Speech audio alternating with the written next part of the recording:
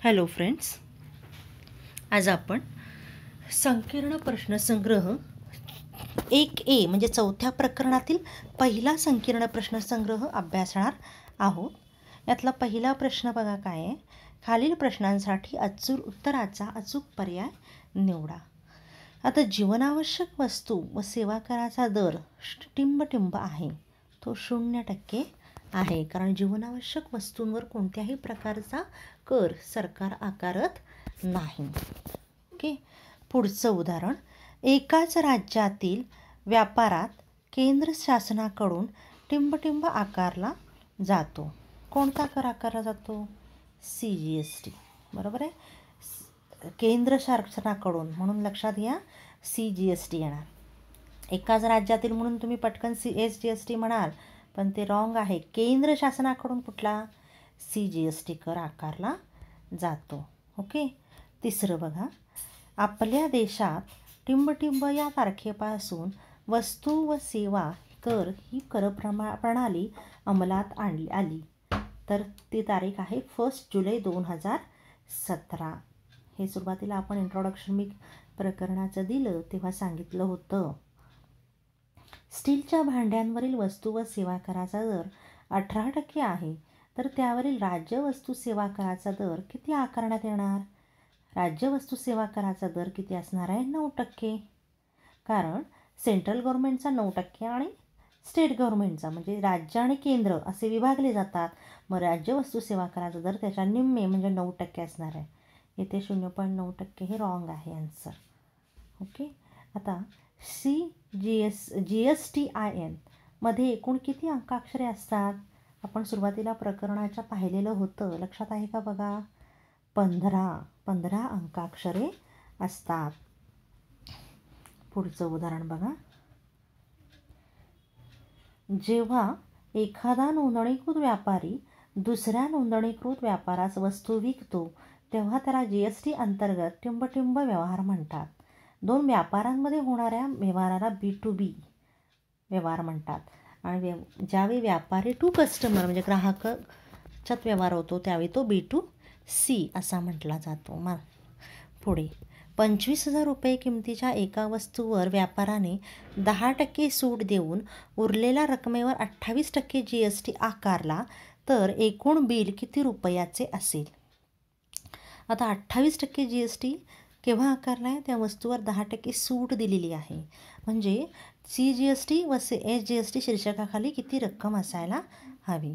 वस्तूची किंमत आहे 25,000 रुपये. शेकडा सूट आहे 10%.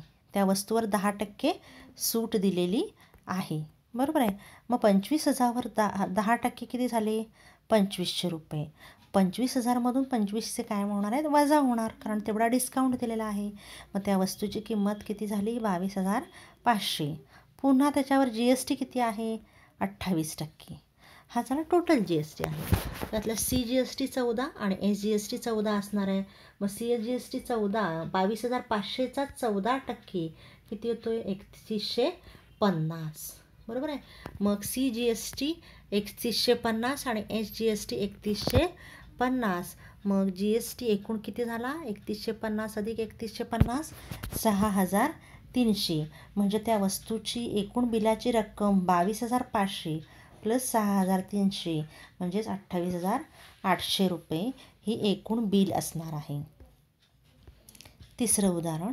एका तयार कपड्यांच्या दुकानात 1,000 रुपये किमतीच्या ड्रेसवर 5% सूट देऊन उरलेल्या रकमेवर 5% CGST लावून तो विकला तर तो ग्राहकाला किती रुपयाना पडेल? पहिल्यांदा तो ड्रेस आहे 1,000 रुपयाचा, त्याच्यावर 5% डिस्काउंट दिला आहे आणि त्या डिस्काउंट दिलेल्या किमतीवर पुन्हा 5% CGST आहे. बरोबर आहे. बघा, ड्रेसची किंमत आहे 1,000 रुपये. शेकडा सूट आहे 5%. तर 1,000चे 5% किती होतात?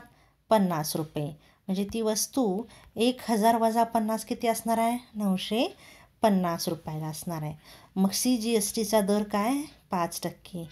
पुन्हा याच्यावर 5% लागणार. 950वर 5% लागले की किती होणार? 740 रुपये 50 पैसे हा त्याचा 5% दर असणार आहे. मग खरेदी किंमत किती असणार आहे? सूट देऊन मिळणारी किंमत प्लस GST म्हणजे 950 प्लस 47 रुपये 50 पैसे 997 रुपये 50 पैसे ही त्या ड्रेसची एकूण किंमत होणार आहे, बिलावरची किंमत होणार आहे. चौथं, सुरत गुजरातमधील एका व्यापाऱ्याने 2.5 लाख करपात्र किमतीचे सुती कपडे राजकोट गुजरात येथील व्यापाऱ्याला विकले.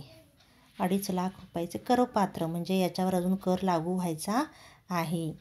या व्यवहारात राजकोटमधील व्यापाऱ्यांना 5% दराने किती रुपये GST द्यावा लागेल.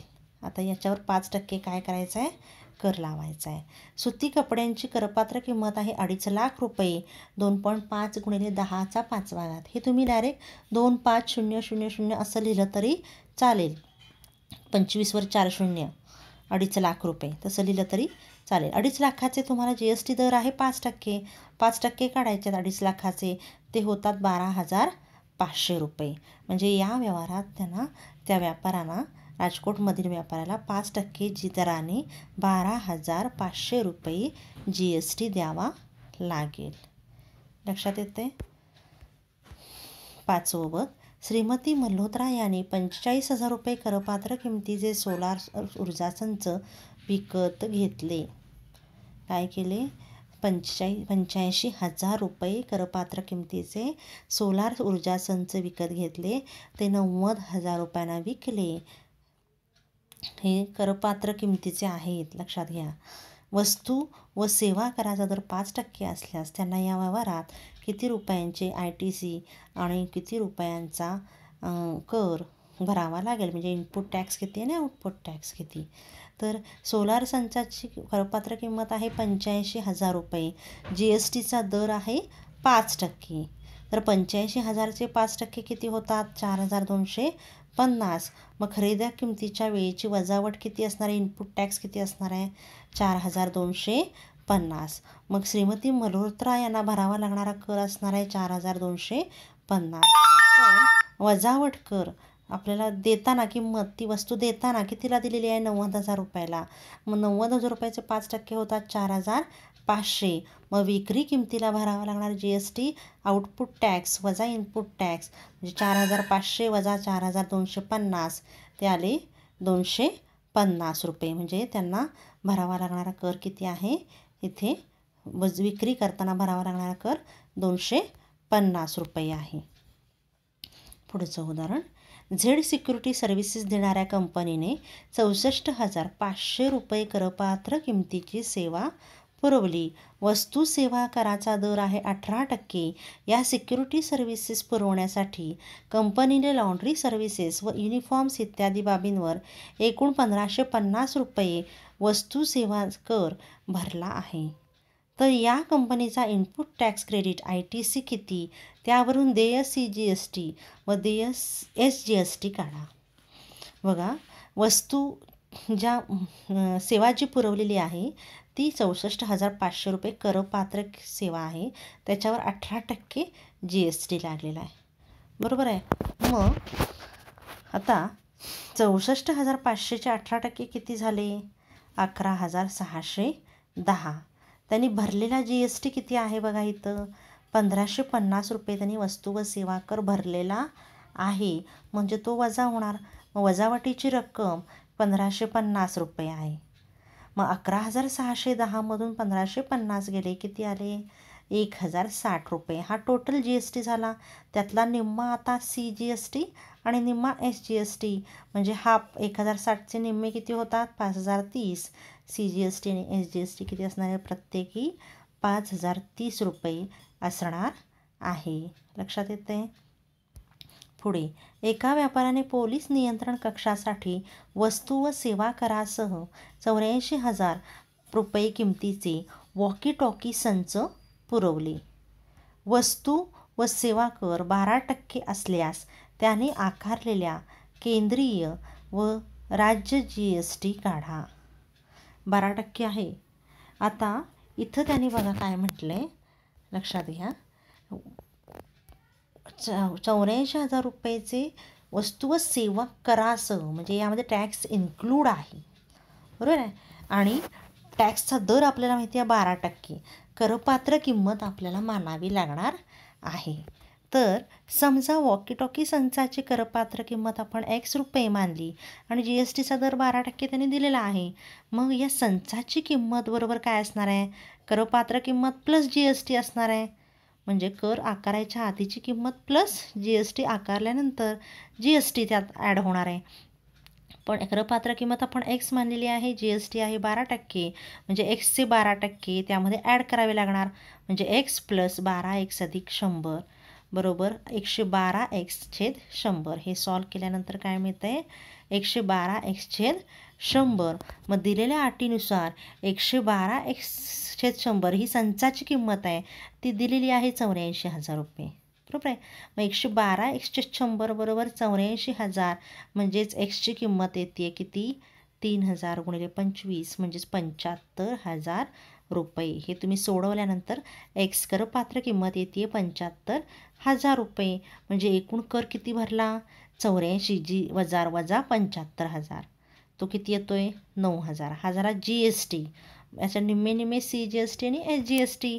पुन्हा मग 9,000चे निम्मे 4,500. हा झाला SGST आणि CGST ₹4,500. लक्षात येतं आहे? तर अशा पद्धतीनं काय करायचं आहे? आपल्याला उदाहरणं सोडवायची आहेत. ज्यावेळी करपात्र किंमत दिलेली नसते त्यावेळी ती X मानायची. दर दिलेला असेल तर ती त्या वस्तूची किंमत आपल्याला या पद्धतीनं पहिल्यांदा कॅल्क्युलेट करून घ्यायची आणि Xची किंमत काढता येते, कारण करासह किंमत दिलेली असते. ओके. तर 8वं उदाहरण बघूया. एका ठोक व्यापाऱ्याने ₹1,50,000 करपात्र किमतीचे विद्युत साहित्य खरेदी केले. ते सर्व साहित्य किरकोळ व्यापाऱ्यास ₹1,80,000 करपात्र किमतीला विकले. ₹1,50,000 घेतलं आणि ₹1,80,000 ते विकलं. किरकोळ व्यापाऱ्याने ते ₹2,20,000 विकलं. करपात्र म्हणजे या सगळ्यात अजूनही टॅक्स लागले, टॅक्सची किंमत त्यांनी दिलेली नाही आहे. टॅक्सची किंमत किती आहे बघा. इथं टॅक्सचा दर आहे 18%. दर 18% दराने ठोक व किरकोळ विक्रीच्या करबीजकातील करांची आकारणी करा. ठोक व्यापाराचा तसेच किरकोळ व्यापाराचा देय CGST आणि SGST काढा. समजा व्यापार साखळी खालीलप्रमाणे मानू. उत्पादकाकडून कोणा गेलं? ठोक व्यापाऱ्याकडून किरकोळ व्यापाऱ्याकडे. हे उलटं झालं आहे बघा. इथे किरकोळ व्यापारी पाहिजे होतं आणि ग्राहक इथे पाहिजे होतं, आणि किरकोळ व्यापाऱ्याकडून ते ग्राहकाकडे गेले. इथे सर्कल थोडंसं ते प्रिंटिंग मिस्टेक आहे, ते लक्षात घ्या. तर उत्पादकाचे करबीजक आपण इथे बघणार आहोत. यामध्ये करबीजक 1 मधील GST आकारणी आपण पहिल्यांदा लिहूया. विद्युत साहित्याची किंमत किती आहे? ₹1,50,000. दर आहे GSTचा 18%. त्यातला CGST 9%, SGST 9%. मग CGST 9% किती होतो आहे 1,50,000चा? 13,500. SGST पण होतो आहे 13,500. म्हणून वस्तूची एकूण किंमत झाली 1,77,000. मग या बिलामध्ये किती झालेत बघा? ₹27,000 काय झालेले आहेत? GST झालेला आहे. हा या करबीजकातील GST किती आहे? ₹27,000 इनपुट टॅक्स. आता ठोक व्यापाऱ्याचे बीज, यामध्ये करबीजक 2 मधील बीजक आकारणी GST आकारणी. विद्युत साहित्याची किंमत त्याने कितीला विकलं आहे? ₹1,80,000. पुन्हा इथं GST 18% प्रमाणे 9% लागला, तो झाला 16,200. 1,80,000चे 9% 16,200. 16,200 म्हणजे इथे किती झालेला आहे? 32,400 हा आउटपुट टॅक्स झालेला आहे. बरोबर आहे.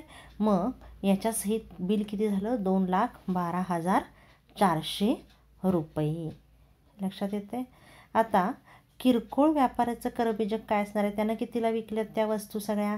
करबीजक 3 मधील GST आकारणी. विद्युत साहित्याची किंमत आहे ₹2,20,000. GST किती? CGST 9%, SGST 9%. बरोबर आहे. आता ₹19,800 2,20,000चे 9% होतात आणि SGST 9% दराने ₹19,800 होतात. बरोबर आहे. तर एकूण किंमत होते त्याची किती होते? 2,59,600. म्हणजे इथे 39,600 रुपये, 39,600 हे काय आहे, जी एस टी आहे. लक्षात घ्या, 19 38 38 आणि 1600 म्हणजे 39,600 रुपये इथे जी एस टीची रक्कम झालेली आहे. आता यामध्ये ठोक व्यापाराचा देय जी एस टी आपल्याला काढायचा आहे.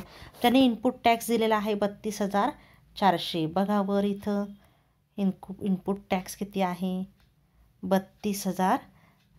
आउटपुट टॅक्स तसा सॉरी इथे 32,400 आणि इनपुट टॅक्स आहे 27,000. बरोबर आहे. मग तोच इथं आपण लिहिणार आहोत. ठोक व्यापाराचा देय 32,400 वजा 27,000, आउटपुट टॅक्स वजा इनपुट टॅक्स 5,400. मग जी एस टी किती जमा झाला, यातला 5,000 वजा करून इनपुट टॅक्स 5,600, त्यातले निम्मे सी जी एस टी आणि निम्मे एस जी एस टी 2700 रुपये. आता किरकोळ व्यापाराचा जी एस टी काढायचा झाला तर इथे देताना किरकोळ व्यापाराचा आउटपुट टॅक्स किती आहे बघा, 39,600 आणि इनपुट टॅक्स आहे 32,400. म्हणून देय जी एस टी किरकोळ व्यापाराचा आउटपुट टॅक्स वजा आय टी सी 39,600 वजा 32,400, त्यांची वजाबाकी आली 27,200. हा किरकोळ व्यापाराचा जी एस टी झाला. आणि यामध्ये निम्मे सी जी एस टी निम्मे एस जी एस टी म्हणजे 27 नाही येत आहे सॉरी, इथे 7,200 येणार. म्हणजेच 7,200मधले 3,600 सी जी एस टी आणि 3,600 एस जी एस टी. इथे प्रिंटिंग मिस्टेक आहे, 27,000 नाही 7,200 पाहिजे. आता 9वं उदाहरण बघा.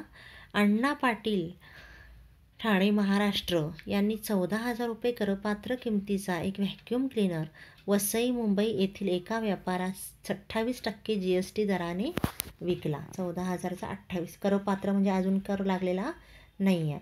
वसईतील व्यापाराने ग्राहकास तो व्हॅक्यूम क्लीनर 16,800 रुपये करपात्र किमतीस विकला तर व्यवहारातील खालील किमती काढा. पहिल्यांदा अण्णा पाटलांनी दिलेल्या करबीजकातील केंद्राचा व राज्याचा जी एस टी आपल्याला काढायचा आहे. त्यानंतर वसईच्या व्यापाराने ग्राहकास केंद्राचा व राज्याचा किती कर आकारला असेल. आणि तिसरं, वसईच्या व्यापारासाठी शासनाकडे करभरणा करताना केंद्राचा व राज्याचा देय कर किती येईल ते काढा. पहिल्यांदा अण्णा पाटील यांचे करबीजक बघा काय असणार आहे. टॅक्स इनवाईस त्यांचं करपात्र रक्कम आहे 14,000.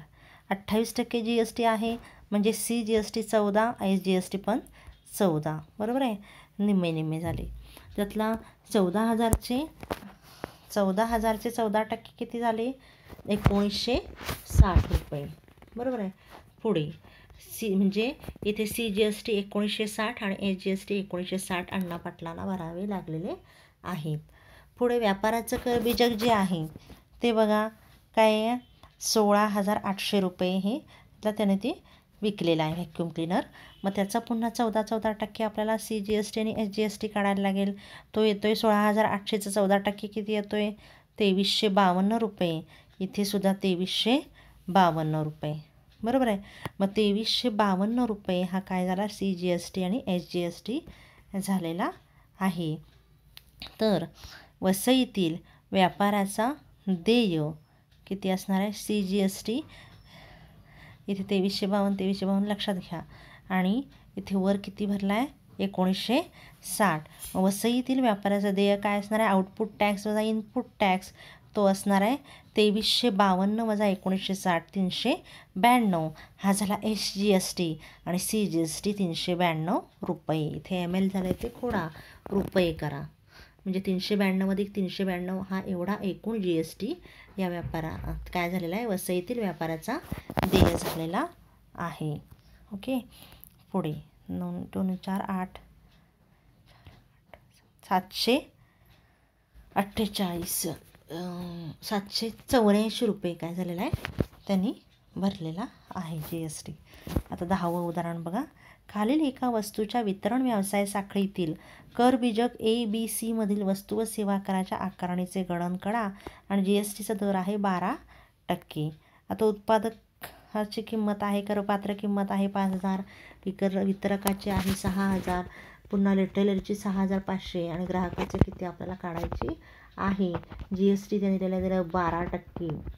यावरून आपल्याला काय काय काढायचं आहे, उत्पादकाने, वितरकाने व किरकोळ व्यापाराने शासनाकडे किती रुपये वस्तू व सेवा कर कोणत्या शीर्षकाखाली भरला हे दाखवणारे विवरणपत्रक तयार करा. दुसरा आहे अंततः ती वस्तू किती रुपयाला पडेल आणि साखळीतील B2 व B2C बीजके कोणती ते लिहा. आता B2B व B2C म्हणजे काय तुम्हाला माहिती आहे. B2B काय, दोन बिझनेसमन, दोन व्यापारांमधील बिल, आणि B2C म्हणजे बिझनेस टू कस्टमर म्हणजे व्यापार आणि ग्राहक यामधील बिल. लक्षात घ्या. आता पहिल्यांदा आपल्याला उत्पादकाचे करबीजक काढायचं आहे. उत्पादकाचे करबीजक काय आहे बघा, त्याने 5,000 रुपयाला ती वस्तू दिलेली आहे, त्याच्यावरचा कर आहे 12%, तो आपल्याला इथं लिहायचा आहे. करबीजक 1 मधील GST आकारणी. त्या वस्तूची किंमत आहे 5,000 रुपये, GST 12% म्हणजे 6% लागणार. CGST 6% आणि SGST 6%. तर 5,000वर 6% किती झाले, 300 रुपये. 300 रुपये बरोबर आहे. मग 5,000 प्लस 300 प्लस 300 5,600 रुपये ही टोटल काय झालेली आहे, किंमत झालेली आहे. पुढे करबीजक 2 मधील GST आकारणी. करबीजक 2 मधील GST आकारणी किती असणार आहे, त्यामध्ये दुसरं जिथे बीजक दिलेलं आहे त्यांनी इथे बघा वितरक आहे. दुसरं कोण आहे, वितरक. त्याने कितीला विकलं आहे, 6,000 रुपयाला. मग 6,000 रुपये वस्तूची किंमत लावलेली आहे. दर आहे 12% म्हणजे पुन्हा CGST 6%, SGST 6%. 6,000चे 6% होत आहेत 360 रुपये. मग 360 आणि 360 हे झाले GST झाले. एकूण किंमत किती झाली त्या वस्तूची, 6,720 रुपये. आता किरकोळ व्यापाऱ्याचे रिटेलर करबीजक बरोबर आहे. करबीजक 3 मधील GST आकारणी 6,500 रुपये आहे. बघा पाहिजे तर इथे 6,500 रुपये आहे बरोबर आहे. करबीजक 3 मधील वस्तूची किंमत आहे 6,500. मग पुन्हा 6%, 6,500चे किती होतात, 390. 390 हा CGST आहे, हा SGST आहे. मग या सगळ्याची बेरीज होते 7,220 रुपये, 80 रुपये ही काय आहे, एकूण किंमत आहे. मग ग्राहकाला ती वस्तू कितीला पडेल, 7,280 रुपयाला पडेल बरोबर आहे. मग आता इथे बघा हे विवरणपत्र दिलेलं आहे, स्टेटमेंट आहे. व्यक्ती, CGST, SGST आणि पूर्ण GST. इथे उत्पादकानं किती GST भरला बघा, इथे किती भरलेला आहे, CGST 300, SGST 300. त्यानंतर वितरकानं किती भरला, 360. 360. त्यानंतर किरकोळ व्यापाऱ्यानं किती भरला, 390. 390. मग यामधला ज्यावेळी याने 360 रुपये भरला त्यावेळी त्याने तो काय केला, 300 वळता करून घेतला म्हणजे प्रत्यक्षात तो 60 रुपये दिला गव्हर्मेंटला बरोबर आहे. 60 120 रुपये दिला. याने पण तेच केलं. 390 रुपये जरी भरलेले असले तरी 390 रुपये जरी भरलेले असले तरी पण त्याने काय केले, 360 रुपये काय केले, वळते करून घेतले. म्हणजे एकूण किती भरले, 30 60 रुपये भरले याने किरकोळ व्यापाराने. आणि नंतर बघा इथं आपण स्टेटमेंट बघा त्याचं, ते उत्पादकानं 300 रुपये 300 रुपये 600 रुपये भरले. वितरकानं 60 आणि 60 120 रुपये भरले. रिटेलरने 30 प्लस 30 60 रुपये भरले. आणि एकूण कर किती झाला हा सगळा मिळून 390 रुपये. मग 390 दोन्ही मिळून किती झाले, 780 रुपये. म्हणजे एकूण या सगळ्या व्यवहारामध्ये सरकारला जमा झालेला कर किती आहे, 780 रुपये. मग करबीजक 3 वरून असे स्पष्ट होते की अंततः ग्राहकास ती वस्तू 7,200 रुपयास पडेल, 280 रुपयाला पडेल. यातील साखळीतील वितरकाचे करबीजक B2B आहे. म्हणजे इथलं बघा हे जे आहे हे B2C आहे, कारण हे काय आहे, किरकोळ व्यापाऱ्याचे बिल आहे. किरकोळ व्यापाऱ्यानं कोणाला विकली, ग्राहकाला विकलं बरोबर आहे. म्हणजे हे B2C आहे. आणि वरचं हे जे बिल आहे हे B2B आहे, बिझनेस टू बिझनेस. लक्षात येते. तर अशा पद्धतीनं तुम्ही 4A हा काय करायचा आहे, पूर्ण प्रश्नसंच सोडवायचा आहे. मी तो मुद्दाम आधी एक्सप्लेन केला आहे. आज होमवर्कला तुम्ही तो पूर्ण काय करायचा, संकीर्ण 4A सोडवायचा आहे. ओके, धन्यवाद.